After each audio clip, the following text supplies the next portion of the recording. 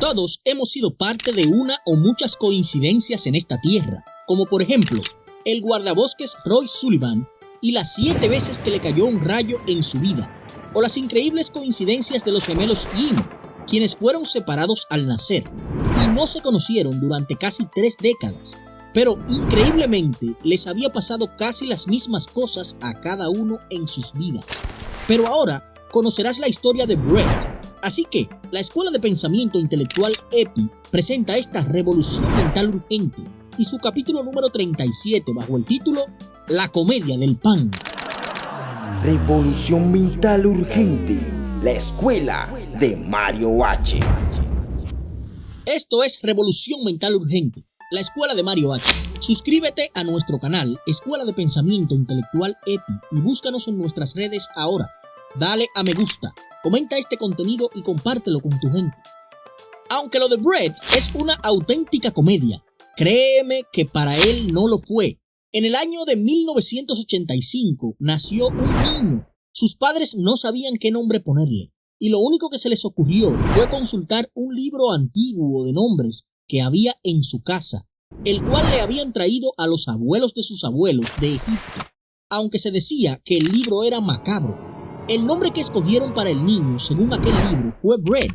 Solo sus primeros meses bebió leche, porque desde que salieron sus primeros dientitos, sus padres inmediatamente le dieron la comida que sobraba en casa, el pan. Cuando Brett estaba en la escuela, en la mañana se comía una tostada de pan francés. En horas de la tarde, sus padres le preparaban un sándwich con pan brioche, y en la noche, para cerrar con broche de oro, la cena era pan integral. En la universidad conoció a la que no solo sería su novia, sino además con la que se casaría. Su nombre era Pamela, pero para su desgracia no fue sino hasta mucho después de la boda, cuando se dio cuenta que todos le llamaban Pam. Él no necesariamente la amaba, solo se casó antes de terminar la universidad, como justificación para poder abandonar a sus padres y así no tener que maldecir más el pan en su vida. Pero su mayor desdicha surgió cuando se dio cuenta de que tanto a Pamela como a toda su familia les encantaba el pan y eran adictos a este. Por eso, no apodaban a su hija como Pam con M, sino Pan con N. Pan en el desayuno, pan en el almuerzo y pan en la cena. Lo único que variaba era la merienda de castaña que tenían como linda costumbre desde hacía años. Castaña que para colmo le decían buen pan. La razón por la que abandonó la universidad, faltándole solo el proyecto final de grado, es porque la dirección le había impuesto el tema relacionado a una obra acerca de las antiguas técnicas del Senado romano para acallar a la población de ese tiempo ante las injusticias políticas. Esa obra era Pan y circo para la plebe. Embargado en la impotencia y el dolor, Brett encontró un poco de esperanza en una doctrina religiosa, porque escuchó la frase, no solo de pan vivirá el hombre, sino de toda palabra que sale de Dios. Pero desde que llegó, quedó devastado, porque lo habían mandado a interpretar bien esa palabra. Pues si toda palabra que sale de Dios estaba siendo obedecida por el pueblo, entonces lo que procedía ineludiblemente era comer mucho, pero mucho pan. Se refugió en otras doctrinas religiosas, tratando de buscar soluciones, y desde que entraba, comenzaba a escuchar que Dios multiplicó los peces y el pan, y que Jesús era el pan de vida. Brett salió corriendo. Había escuchado otra frase de un grupo donde decían, a falta de pan, casabe, como eslogan, y respiró profundo, porque al menos el casabe era algo diferente. Pero al final también tuvo que marcharse, decepcionado, porque nuevamente lo mandaron a interpretar bien esto, ya que, según esa frase, solo comerían casabe si llegase a faltar el omnipotente pan, y aún quedaba muchísimo en sus arcas. Y como plan de emergencia, 5 almacenes gigantes repletos de harina y levadura. Brett se estaba volviendo loco. Dejó a su esposa Pam y se fue de fiestas en la noche para disipar un poco su angustia.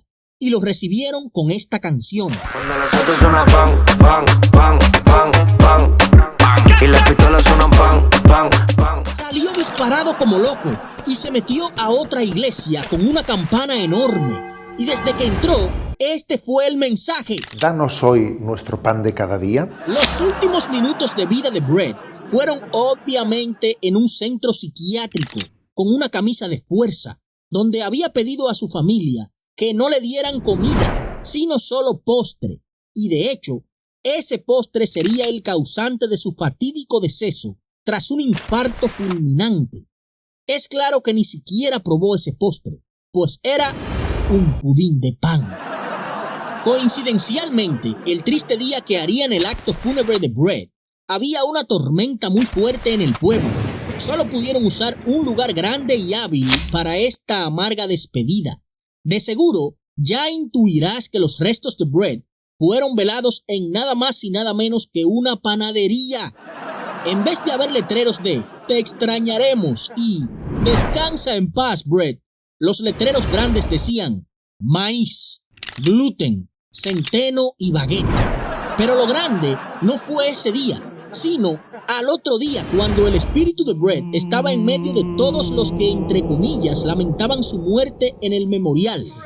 Brett los veía a todos, pero ninguno de ellos podían verlo a él. Se supone que estos estarían llorando y con caras de lástima, mas sin embargo, estos estaban felices, haciendo historias, tomando mucho café caliente y comiendo lo que ya sabes bien que no podía faltar. Brett al fin emprendió su viaje al cielo y todos le dieron una gran bienvenida en medio de muchas ceremonias magníficas. Pero no quiero seguir agobiándote más, porque sé que ya sabes perfectamente lo que había de más en el gran banquete que Dios le había preparado en una mesa súper larga y casi infinita, llena de canastas. Así terminó la triste historia de Brett, pero solo quedaba una pregunta por responder. Brett le preguntó a Dios que por qué sus padres le habían puesto ese nombre en francés, si él hablaba español, y nunca se interesaron, ni sus padres ni él, por aprender ningún otro idioma que no fuera el español. Dios le respondió que su nombre vino de un libro que acarreaba una maldición para todo aquel que llevase uno de los nombres sugeridos allí, y que su nombre no estaba en francés, sino en inglés. Y esta historia terminará antes de que te diga lo que Dios le dijo que significaba su nombre en inglés, traducido al español.